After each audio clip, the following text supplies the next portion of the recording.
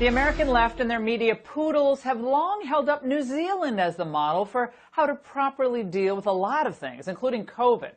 But anyone who loves freedom should take note, because the Kiwis have a terrifying new response to rising COVID case numbers.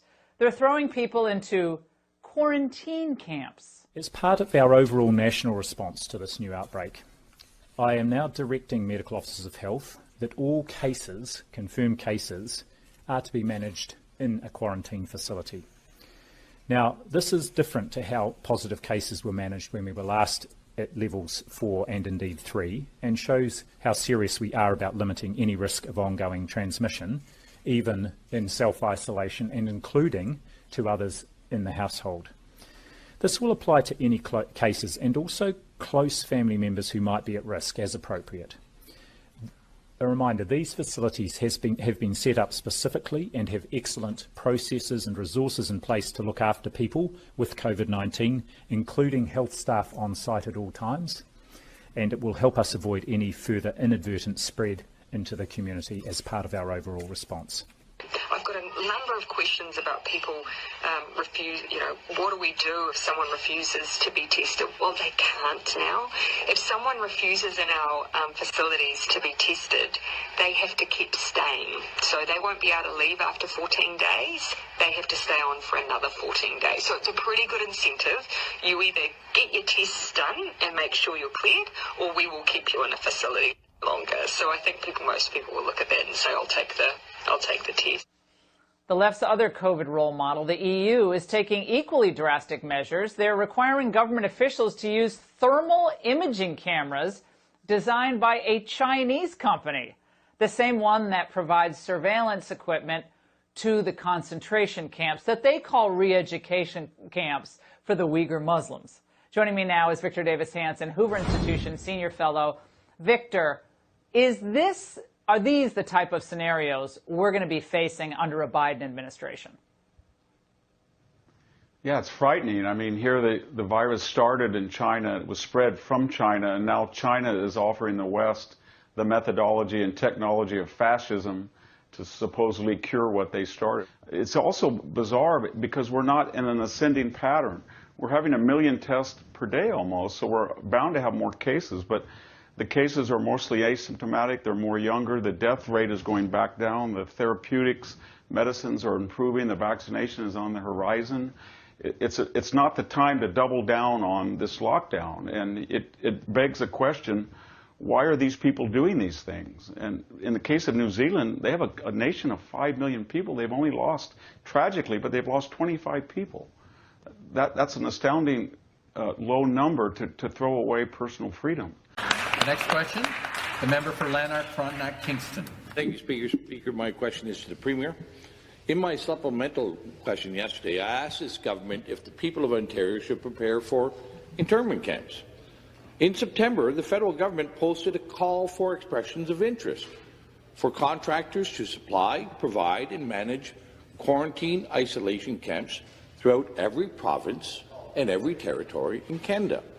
These quarantine isolation camps, however, are not limited to people with COVID, but provide a wide latitude for many people to be detained. Surely this government is aware of the intentions to build these isolation camps from coast to coast.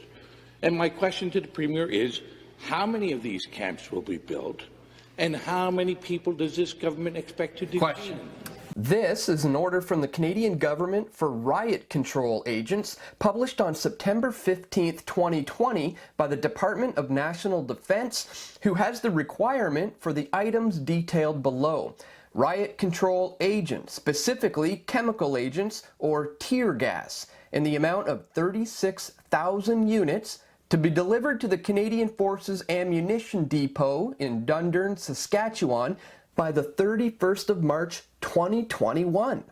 Meanwhile, we have this submitted the very following day on September 16th, 2020, a request for information regarding service providers for federal quarantine isolation sites for the Government of Canada. So what are they planning here for the spring of 2021?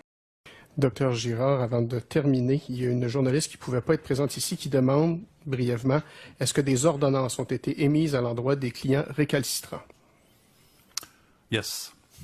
Merci, Dr. Girard. Est-ce que ça peut être une phrase complète en français? Oui, l'ordonnance concernait justement 2 personnes qui ne collaboraient pas. Et on trouve que c'est formidable de pouvoir finalement utiliser ce levier-là. Vous savez, avant, si on n'était pas en urgence sanitaire, le directeur de santé publique peut utiliser ce pouvoir pendant 72 heures, en attendant qu'un juge, finalement, là, confirme l'ordonnance.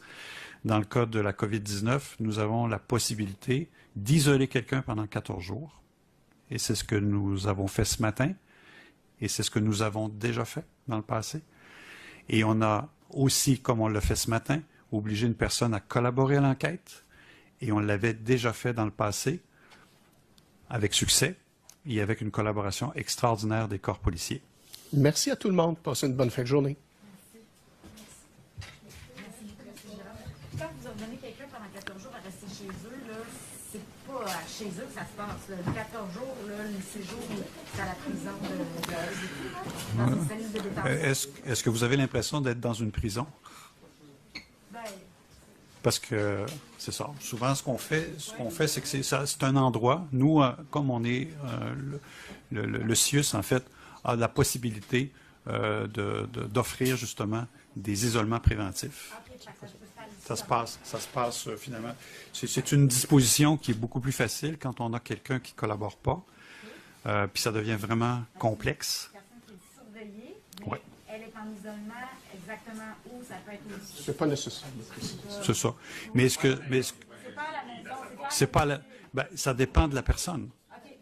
Parce qu'on a eu des personnes qu'on a isolées chez eux. À un moment donné, la personne, on voyait bien qu'elle n'était pas chez elle. On lui a fait, donc, on est allé chez elle. Et là, on lui a dit, on vous isole là où on veut que vous soyez. Thank you, Premier. Here's the RFP.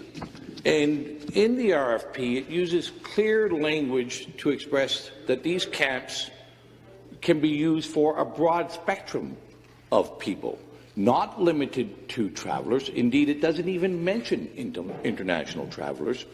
It's just a broad latitude of people. And I'll send over the copy of the RFP after. So your government must be in negotiations and aware of these plans to potentially detain and isolate citizens and residents of our country and our province. So, Speaker, to the Premier, where will these camps be built? How many people will be detained? And for what reasons can people be kept in these isolation camps? We have a part of that contract we can take a look at from Canada, where it does not say international travelers. So this is from Public Health Canada. And some of the quotes in there, it says, in anticipation of possible continued need for quarantine sites over the next 1 to 2 years, given the COVID-19 pandemic, PHAC is considering having a third-party service provider provide and manage the existing sites and all the related services on its behalf. Goes on to say security services 24/7 at the sites by licensed guards, which will be contracted separately. Now, in this contract, it admits there's 11 sites currently, and they're looking at possibly expanding that to 9 more. So this is a contract for a third-party service to manage those. And it, like Hillier said in there, it doesn't say international travelers. It actually leaves it open for a wide range of people depending on the need for during this COVID-19 pandemic.